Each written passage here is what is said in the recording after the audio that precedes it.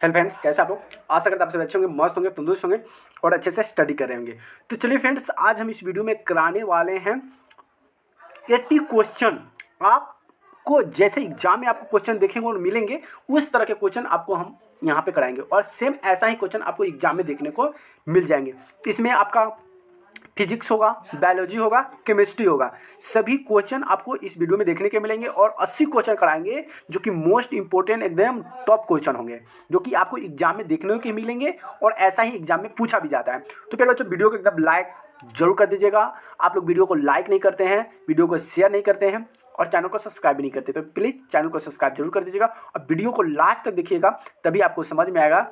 और लास्ट में तो धमाल होने वाला है, मोस्ट इंपोर्टेंट क्वेश्चन आएगा जो कि आप कहिएगा सर क्या है। तो वीडियो को लास्ट तक जरूर देखिएगा और चैनल को सब्सक्राइब कर दिए हैं तो बहुत अच्छा, और नहीं किए तो चैनल को सब्सक्राइब कर लीजिएगा, ठीक है। चलिए यहाँ से पहला क्वेश्चन यहाँ से स्टार्ट करते हैं। ये रहा आपका पहला क्वेश्चन और यहाँ से आपको देखना है, ठीक है। क्या कहा क्वेश्चन में? क्वेश्चन को ध्यान समझिएगा कि निम्नलिखित में से कौन सा पद विद्युत परिपथ विद्युत शक्ति को निरूपित करता है। इसमें कौन सा पद जो विद्युत परिपथ को निरूपित करता है? तो देखिए, विद्युत परिपथ होता है ना, ए का स्क्वायर आर ए भी करता है, वोल्टेज भी करता है वी आई, और वी का स्क्वायर और आर, ये सभी जो होता है ये विद्युत परिपथ और विद्युत शक्ति को निरूपित करता है, यानी कि इनमें से सभी हो जाएगा, ठीक है। यानी कि डी द राइट आंसर हो जाएगा। अगला है कि विद्युत पदार्थ में चालक है। विद्युत पदार्थ में चालक क्या है? तो विद्युत पदार्थ में चालक जो है एल्युमिनियम होता है। क्या होता है?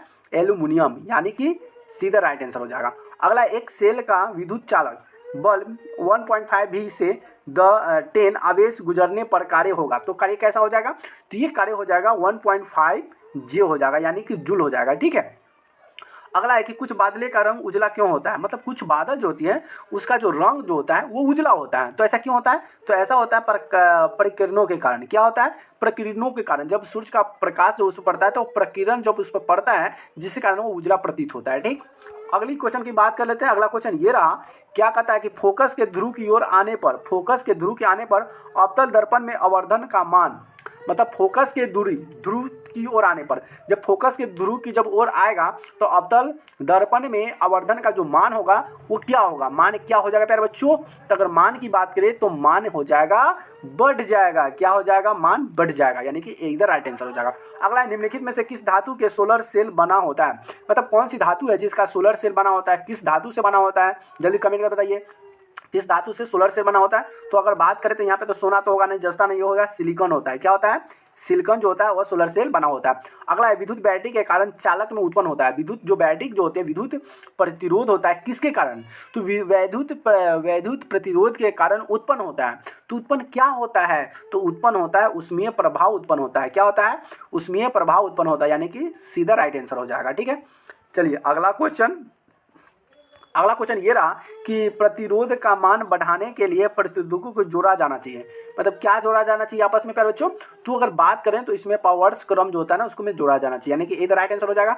अगला है, श्वेत प्रकाश के परीक्षण का उत्पन्न करता है। श्वेत प्रकाश में वर्ण विवेचन उत्पन्न करता है। वर्ण विवेचन क्या उत्पन्न करता है? तो ये प्रिज्म उत्पन्न करता है। क्या करता है? प्रिज्म को उत्पन्न करता है, यानी कि डी द राइट आंसर हो जाएगा। अगला है कि सरल सूक्ष्म में किसका उपयोग होता है? सरल सूक्ष्मदर्शी में किसका उपयोग होता है? तो ये उपयोग होता है उत्तल दर्पण का, उत्तल लेंस का होता है। क्या होता है? उत्तल लेंस का, यानी कि डी द राइट आंसर हो जाएगा। चलिए अगला क्वेश्चन ये रहा आपके सामने। क्या कहा कि नेत्र में समायोजन की क्रिया होती है। मतलब नेत्र लेंस में समायोजन की जो क्रिया होती है वो क्रिया क्या कहलाती है? तो वह सिलियरी पेशियों द्वारा होती है। किसके द्वारा? सिलियरी पेशियों द्वारा। अगला है, प्रतिवर्ती धारा की आवृत्ति कितनी है? तो प्रतिवर्ती जो धारा होता है उसकी धारा जो 50 Hz होती है। क्या होती है?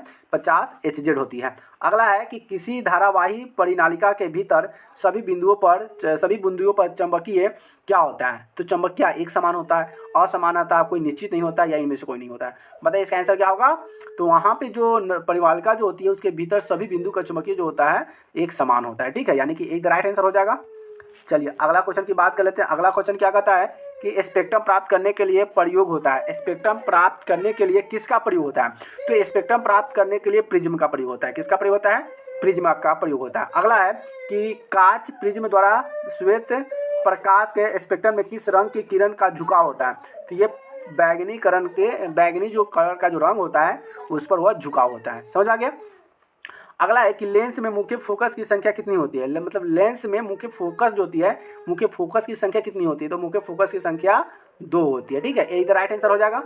चलिए अगला क्वेश्चन आपके सामने ये रहा। क्या कहता है कि किसी लेंस में बाहर की ओर उभरे दो गोलीय पृष्ठ को इसे कहते हैं, क्या कहते हैं? किसी लेंस में बाहर की ओर, किसी लेंस में बाहर की जो उभरी परत होती है उसको क्या कहा जाता है? तो उसे हम उत्तल लेंस कहते हैं। क्या कहते हैं? उत्तल लेंस कहते हैं। अगला है कि रोगियों के नाक, कान, गले आदि जांच के लिए डॉक्टर प्रयोग करता है। मतलब कोई किसी व्यक्ति को अगर बीमारी हो जाता है, वह कान का रोगी हो, गला का हो, कान का, नाक का, इसको जांच करता है। तो जांच करने के लिए ना डॉक्टर प्रयोग करता है, क्या चीज़ का प्रयोग करता है? तो वह लेंस का दर्पण का प्रयोग करता है। उस दर्पण का नाम क्या है? अवतल दर्पण का प्रयोग करता है। किसका दर्पण? अवतल दर्पण का प्रयोग करता है, यानी कि ए इधर राइट आंसर हो जाएगा। ठीक, चलिए अगला क्वेश्चन आपके सामने ये रहा। अगला क्वेश्चन क्या कहा कि प्रकाश के अपवर्तन के कितने नियम हैं? तो प्रकाश के अपवर्तन के 2 नियम हैं। कौन सा नियम है?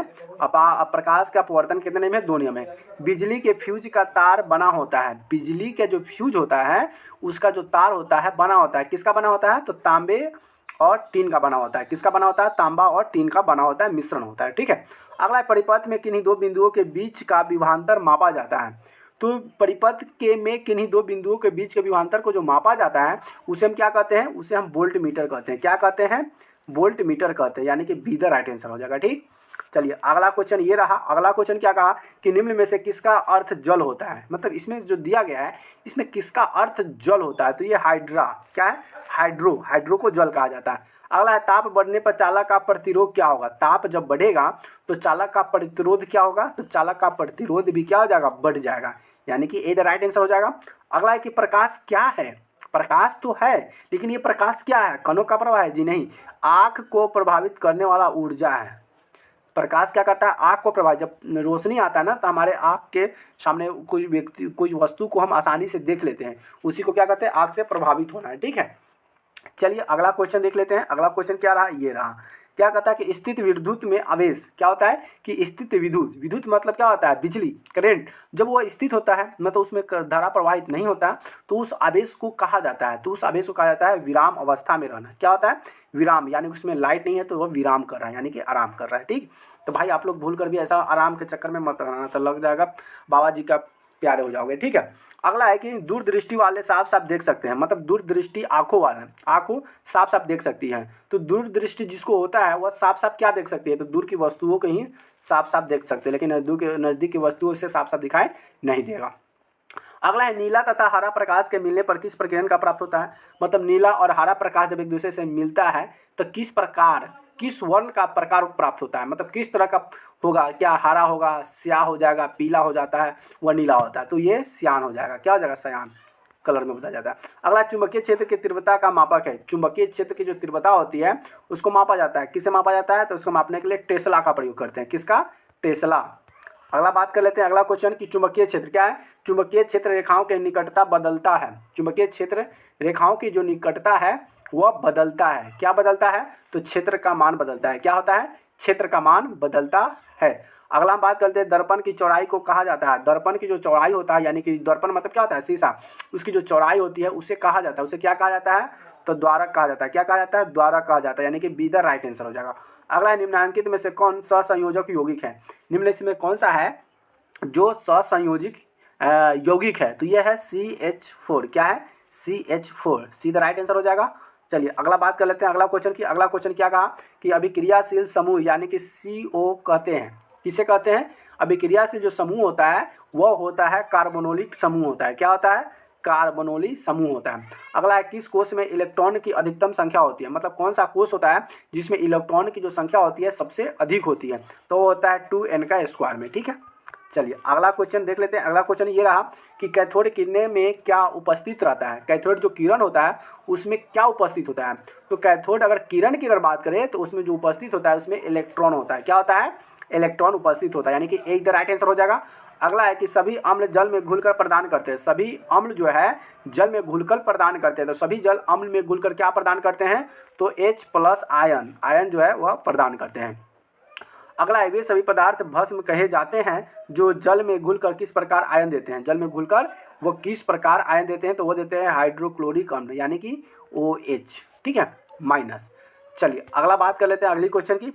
ये रहा, क्या कहा कि वैसे लवण जो अम्ल और भस्म में पूर्णतः उदासीकरण से बनते हैं कहे जाते हैं। मतलब वैसे लवण जो अम्ल और भस्म के उदासीकरण से बनते हैं उसको क्या कहते हैं, उसको हम क्या कहते हैं, तो उसे सामान्य लवण कहते हैं। क्या कहते हैं, उसे सामान्य लवण कहते हैं, यानी कि ए द राइट आंसर हो जाएगा।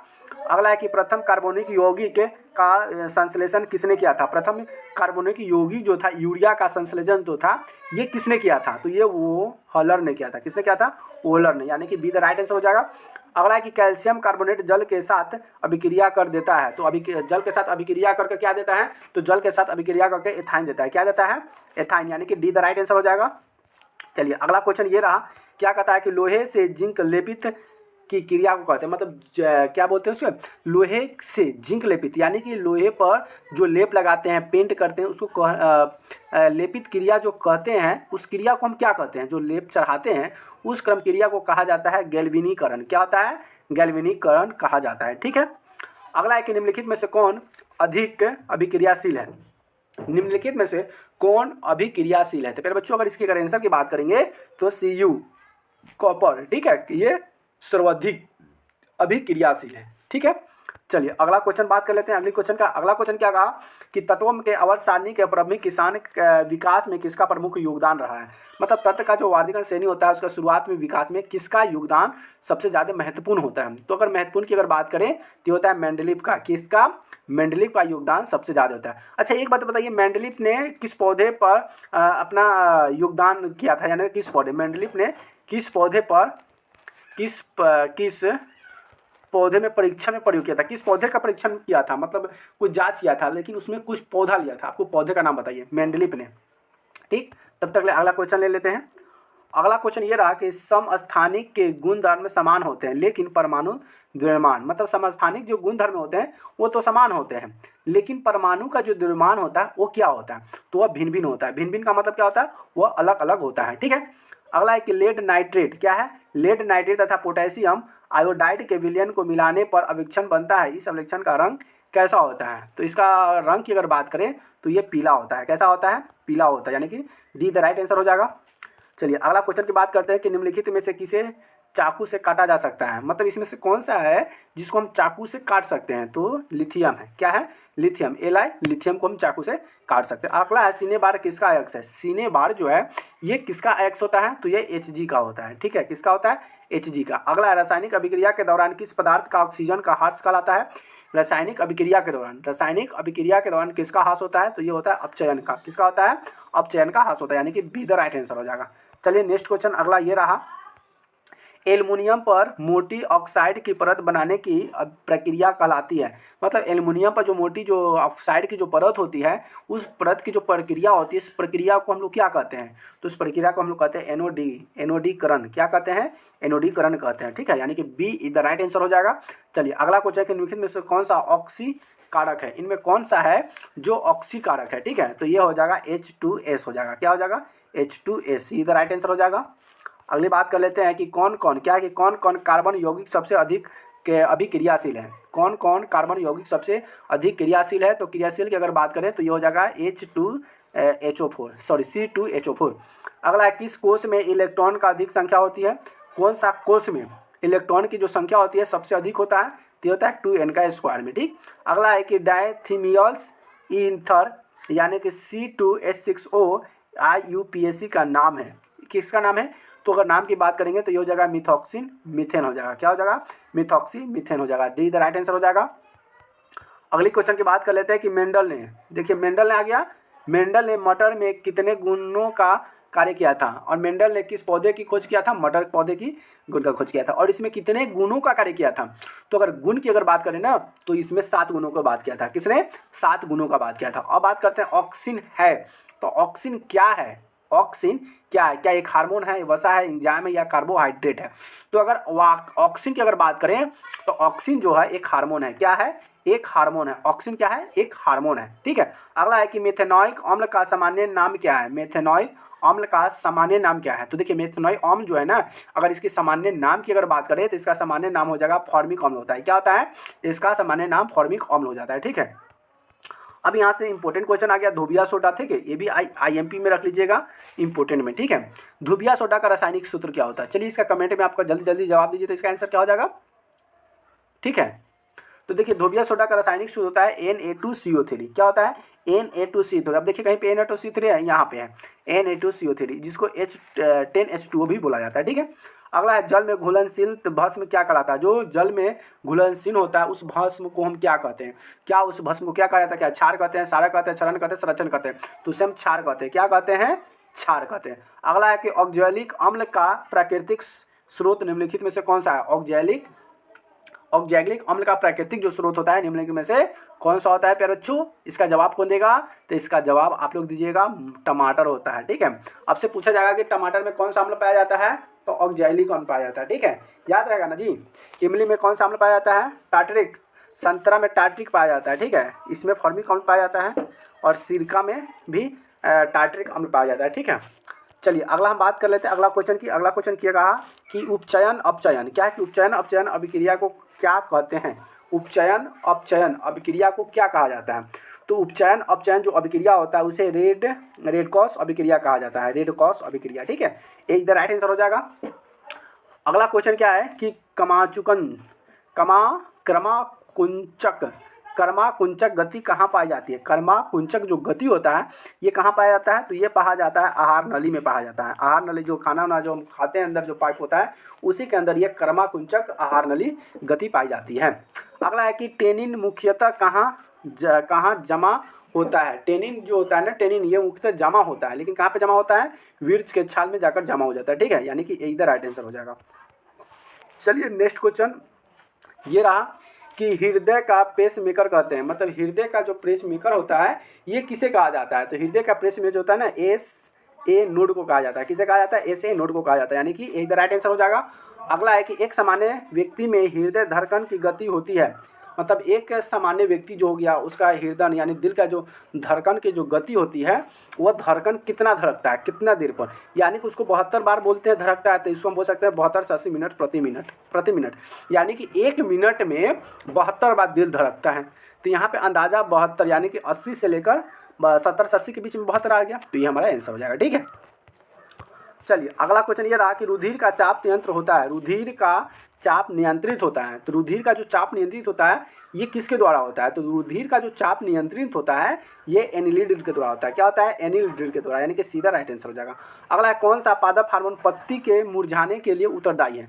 अच्छा बताइए इसमें कौन सा जो पादप हार्मोन जो होता है पत्तियों को मुरझाने, मतलब पत्तियों को मुरझाने में उत्तरदायी होता है। तो पत्तियों को मुरझाने की अगर बात करें तो ये होता है ऑक्सीजन। क्या होगा? ऑक्सीजन हो जाएगा, यानी कि एकदम राइट आंसर हो जाएगा। अगला क्वेश्चन ये रहा कि पत्तियों में क्या है कि पत्तियों में गैसों का आदान प्रदान कहाँ होता है? पत्ती में जो गैस का जो आदान प्रदान होता है ये कहाँ से होता है? तो पत्तियों में गैस का आदान प्रदान जो होता है ये रंध्र से होता है। कहाँ से होता है? रंध्र से होता है, यानी कि बी द राइट आंसर हो जाएगा। अगला है पित्त रस कहाँ स्रावित होता है? पित्त जो रस होता है ये कहाँ पे स्रावित होता है? तो पित्त रस की अगर बात करें तो ये जो पित्त जो रस होता है यकृत में जाकर स्रावित होता है, ठीक, कहाँ पे होता है? ये पित्त रस यकृत में जाकर स्रावित हो जाता है, ठीक है। चलिए नेक्स्ट क्वेश्चन आगे बढ़ते हैं। नेक्स्ट क्वेश्चन ये रहा। नेक्स्ट क्वेश्चन क्या कहता है कि प्रतिवर्ती चाप कहाँ बनते हैं? प्रतिवर्ती जो चाप जो होता है ये प्रतिवर्ती चाप कहाँ पे बनता है? तो ये मेरू रज्जा में बनता है। कहाँ पे बनता है? मेरू रज्जा में ये बनता है, ठीक है। अगला है कि निम्न में से कौन सा उभयलिंग जंतु है? अच्छा उभयलिंग किसे कहते हैं कोई बताएगा जी? उभयलिंग जंतु पूछा, तो उभयलिंग का मतलब क्या होता है? दोनों तरफ से चलता है, ठीक है। तो देखिए बकरी दोनों तरफ से तो चलता नहीं, बकरी तो भाई बकरी के एक तरफ पूंछ होता है एक तरफ मुंह होता है, बिल्लू को भी पूंछ और मुंह होता है, कुत्ता को भी पूंछ और मुंह होता है, तो ये दोनों तरफ से नहीं चलता। ये केचुआ होता है जिसको उभयलिंग कहते हैं, ये दोनों तरफ चलता है, ठीक है। और ये मिट्टी खाती है, मिट्टी निकालती है, और ये आगे भी तरफ चलेगी पीछे की तरफ भी चलेगी, दोनों तरफ चलती है, ठीक है। तो इसे ही उभयलिंग कहते हैं। चलिए अगला क्वेश्चन ये रहा। अगला क्वेश्चन क्या कहता है कि पुष्पी पौधे में लैंगिक जनन होता है, मतलब पुष्पी जो पौधा होता है उसमें लैंगिक जनन कहलाता है। तो लैंगिक जनन जो होता है ये किसके माध्यम से होता है? तो ये होता है फूलों के माध्यम से। किसके माध्यम से? ये फूलों के द्वारा होता है, ठीक है। बाघ उपभोक्ता है, बाघ उपभोक्ता है, मतलब बाघ क्या उपभोक्ता है? क्या प्रथम प्रोसेस श्रेणी पर है, द्वितीय पोषण तत्व होगा, तृतीय होगा, या इनमें से कोई नहीं होगा? तो इसका आंसर क्या होगा? तो ये हो जाएगा तृतीय पोषी स्तर का है। क्या है? तृतीय पोषी स्तर का है। अगला देख लेते हैं निम्न में से किसको जीव विज्ञान का पिता कहा जाता है? मोस्ट इंपोर्टेंट क्वेश्चन, इसको भी IMP में डाल दीजिएगा। क्या है कि निम्नलिखित में से किसे जीव विज्ञान का पिता कहा जाता है? तो देखिए जीव विज्ञान का जो पिता कहा जाता है ये अरस्तु को कहा जाता है। किसे कहा जाता है? अरस्तु को कहा जाता है, ठीक है। अगला है अलैंगिक जनन की विधि है। अलैंगिक जनन की विधि क्या है? तो देखिए अलैंगिक जनन की जो विधि होगा ये बीजाणु जनन होगा। लैंगिक की पता करने के लिए विखंडन की जरूरत होता है और मुकुलन की जरूरत होता है। यानी कि अगर हम बात करें तो इनमें से सभी हो जाएगा। ठीक है, डी इधर राइट आंसर हो जाएगा। चलिए नेक्स्ट क्वेश्चन अगला बढ़ते हैं। अगला क्वेश्चन क्या कहा कि मनुष्य में कपाल तंत्रिका की संख्या होती है। मतलब मनुष्य में जो कपाल जो होता है ना, जिसको माथा सर कहते हैं, उसमें कपाल तंत्र की संख्या होती है। तो कपाल तंत्र की संख्या कितनी जोड़ी होती है? तो देखिए उसमें 22 जोड़ी होती है। 22 जोड़ी का मतलब कहता है 22 दूना 24 तंत्रिकाएं होती है। यानी कि जोड़ी होता है 12 जोड़ी होता है, जिसको हम लोग 24 बोलते हैं। तो यहाँ पे 24 जोड़ी यानी कि 48 हो जाएगा, लेकिन हमको 48 नहीं 12 जोड़ी यानी कि 24 लाना है, यानी 12 जोड़ी हो जाएगा। अगला है कृमि रूप परिकोशिका किसका हिस्सा है? कृमि रूप परिकोशिका ये किसका हिस्सा है? तो अगर हिस्सा की बात करें तो ये आहार नाल का हिस्सा है। किसका नाल है? आहार नाल। आहार नाल किसे कहते हैं? जब भोजन ग्रहण करते हैं ना, तो भोजन ग्रहण करने के समय जो नली जो होता है उसे ही आहार नाल कहा जाता है। ठीक है, हाइड्रीला पाया जाता है। हाइड्रीला पाया जाता है कहाँ पे? हाइड्रीला जो है ये कहाँ पे पाया जाता है? तो हाइड्रीला जो है ये जल में पाया जाता है। समुद्री जो जल होता है उसमें यह पाया जाता है। समझ आ गया? चलिए अगला क्वेश्चन देख लीजिए। यहाँ पे अगला क्वेश्चन क्या कहा? अगला क्वेश्चन ये है कि वर्तिका भाग है। मतलब वर्तिका जो है ये तो भाग है, लेकिन ये वर्तिका किसका भाग है? तो ये है अंडाशय का भाग है। किसका है? अंडाशय का भाग है। अगला है विरचक सहायता प्रदान करता है। विरचक क्या है? विरचक सहायता प्रदान करता है। तो ये करता है उत्सर्जन का। क्या करता है? उत्सर्जन, जिसको मूत्राशय जो होता है ना वहाँ से यह प्रदान करता है। ठीक है, अगला बात करते हैं अग्नाशय में कौन हार्मोन स्रावित होता है? अग्नाशय में जो हार्मोन जो होता है, शरीर के अंदर हार्मोन्स होता है, टेस्टोस्टेरोन होता है, एपिलेनिस होता है, नोरोक्सिन होता है, इंसुलिन, ये जब जो हार्मोन होता है ये कौन सा हार्मोन स्रावित होता है? अग्नाशय में। तो अगर अग्नाशय में अगर हार्मोन की अगर बात करें तो उसमें होता है इंसुलिन होता है। क्या होता है? इंसुलिन होता है, जो कि स्रावित होता है, वही सहायता करता है। ठीक है, अब यहाँ से आखिरी और लास्ट क्वेश्चन ये रहा। क्वेश्चन क्या कहा कि मनुष्य में नासिक छिद्र, लैरिक्स, टिकिया, फेफड़ा मिलकर बनता है। तो मिलकर क्या बनता है? उत्सर्जन बनता है, पाचन बनता है, जनन बनता है, श्वसन बनता है। बताइए इसका आंसर क्या होगा? बस आपको कमेंट करना है और इसको आसान करने के लिए आपको हम बता दें कि ना इसमें जनन होगा और नहीं पाचन होगा। अब बच गया उत्सर्जन और बच गया श्वसन। आपका इसमें से दोनों में से आपका आंसर बताना और फेफड़ा पूछा। ठीक है, तो चलिए यहाँ से वीडियो को हम करते हैं अंत और यहीं से वीडियो को 80 क्वेश्चन आपके जो कि एग्जाम में पूछे जाएंगे मोस्ट इंपोर्टेंट, जो मैंने आपको यहाँ से सॉल्व करा दिया। तो चलिए अगर चैनल को सब्सक्राइब नहीं किया तो चैनल को सब्सक्राइब जरूर कर दीजिएगा। वीडियो को अभी तक लाइक नहीं किया तो वीडियो को लाइक शेयर अपने दोस्तों फ्रेंडों के साथ जरूर कर दीजिएगा। फिर मिलते हैं नए वीडियो में नए टॉपिक के साथ। तब तक के लिए जय हिंद, वंदे मातरम।